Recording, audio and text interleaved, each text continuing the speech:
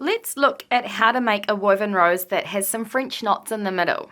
So it's basically the same technique as a standard woven rose, but there's a few little differences which I'll explain.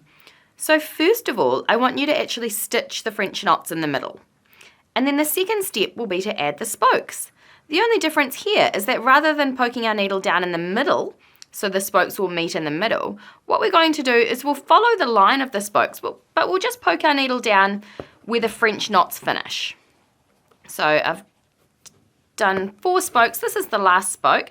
I'm just kind of going to tuck my needle under where the French knots finish.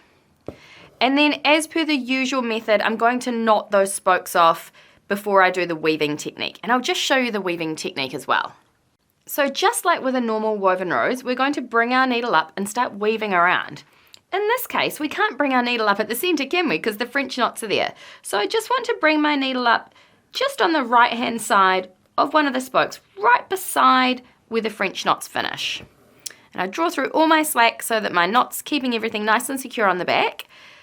And from that point, I'm going to weave around and make that beautiful raised effect of a woven rose.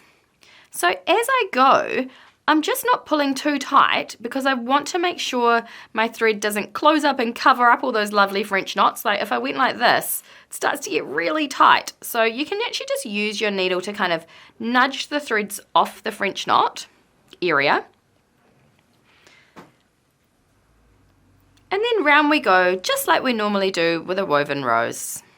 But it'll take you a bit less time as there's less weaving to do because you've got less space to cover this time.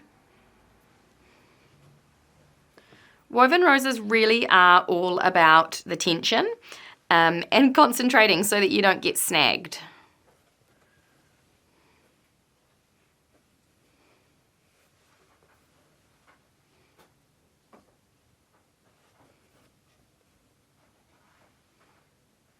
So weave your way around, I'm following the exact same technique as I normally do with a woven rose, always going over then under each spoke.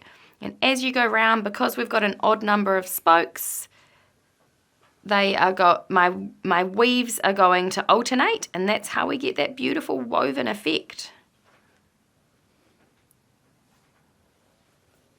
Doesn't it look so beautiful? As you get near the end, it can get a bit trickier to find the spokes in order to go under them. So just remember, as I showed in my other woven rose tutorial, you can just do some straight stitches around the end to finish it off. Just always be really careful that you're not pulling your rose out of shape as you go. You can just tuck under and find that spoke. Often I put my finger on the rose as I pull my needle through near the end, just so I don't catch anything. You can just really feel for the spokes. My thread's getting quite short, so I'm going to finish it off. I'll just poke my needle down there. I'll put my finger on the rose to keep it nice and secure. And then my next step would be to knot my thread off underneath. And that's how I do a woven rose, which has French knots in the middle.